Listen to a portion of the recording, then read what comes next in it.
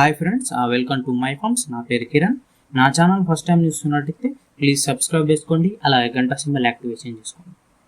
So నా మేకలకు నేను ఏం దానా పెడుతున్నో దానికి సంబంధించిన వీడియో అండి.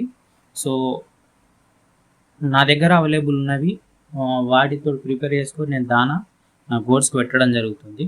ఫస్ట్ మీరు వీడియోలో చూస్తుంది ఇది శనగ పొట్టు అంటారు, చున్నీ అని కూడా అంటారు మా సైడ్. శనగ పొట్టు ఇది కేజీ 25 kgs బ్యాగ్ ఉంటుంది.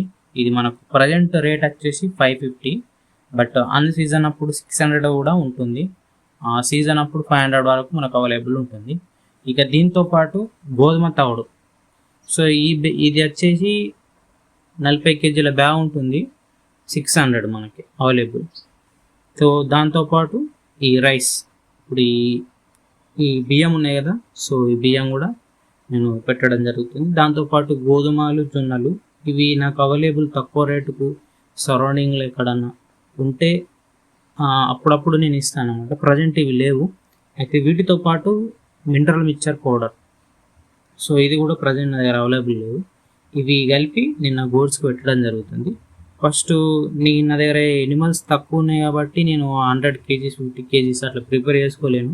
సో అప్పటికప్పుడే ఈ గుళ్ళలలో తీసుకొని ఒక చిన్న డబ్బా టైపు డబ్బాతోటి రైస్ ఒక మూతెడు, రైస్ ఒక డబ్బా, ఈ గోధుమ తవుడు ఒక రెండు ఇది శనగ పొట్టు ఒక 2 తవుడులు అట్లా వేసుకొని మినరల్ మిక్చర్ ఉంటే మినరల్ మిక్చరు కొద్దిగా టీ స్పూన్ ప్రతి దాంట్లో ఒక టీ స్పూన్ ఇలా కలుపుకునేవాడిని. ప్రజెంట్ లేదు.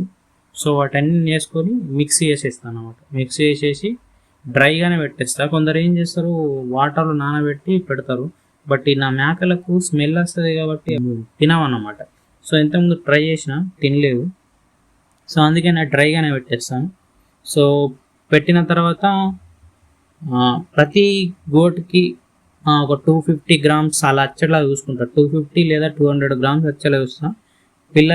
పిల్లల్ని సపరేట్ చేసి పిల్లలకి సపరేట్ ఒక గుల్ల పెడతాను అనమాట. సో ఇదేమైతే అంటే మనము ఎక్కువ కాకుండా చూసుకోవాలి. ఒకవేళ ఇది ఎక్కువ అయితే బ్లోట్ వచ్చే ఛాన్స్ ఉంటుంది.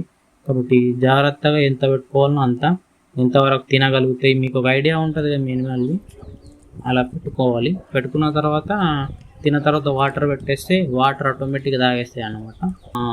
తర్వాత ఈ కాన్సన్ట్రేట్ ఫీడ్, ఇప్పుడు మీకు ఈ ఫోటో కనిపిస్తుంది కదా, ఇది కాన్సన్ట్రేట్ ఫీడ్ అన్నమాట. సో మీకు అవైలబుల్ ఉంటే, మీరు చేసుకో కెపాసిటీ ఉంటే ఇవన్నీ ఫాలో అవ్వాలన్నమాట. రైస్ బ్రాన్, గోధుమ తవుడు లేదా వరి తవుడు 30 kg, అంటే 100 kgsకి ఫార్ములా ఇది. ఒక 30 కిలోలు గోధుమ తవుడు లేదా వరి తవుడు. మళ్ళీ మొక్కజొన్న లేదా జొన్నలు, రాగులు, సజ్జలు, కొర్రలు మీకు అవైలబుల్ ఏవి ఉంటే అవి ఒక 30 kgలు. నూనె తీసిన చెక్క, కోకోనట్ కావచ్చు, సన్ఫ్లవర్ కావచ్చు, కాటన్ సీడ్ కేక్ కావచ్చు, ఏదైనా కావచ్చు 20 kgs అది. బియ్యం నూకలు, నేను బియ్యం చూపెట్టిన కదా, సో అవి నూకలు కావు, రైస్ బియ్యము. సో బియ్యం నూకలు,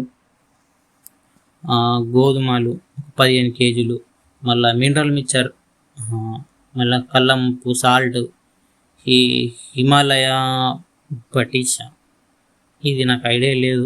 టాక్సిక్ పౌడర్, టాక్సిక్ బిండర్ అనేది ఇది ఏమైనా పురుగులు లాంటివి దానాల ఫంగస్ కానీ కాకుండా చూస్తాను అనమాట. 100 kgsకి 1 kg ఇది కలుపుకోవచ్చు. సో మీకు ఇవన్నీ అవైలబుల్ ఉంటే ఈ ఫార్ములా యూజ్ చేయాలి. ఈ ఫార్ములా మనం ప్రిపేర్ చేసుకొని యూజ్ చేయొచ్చు.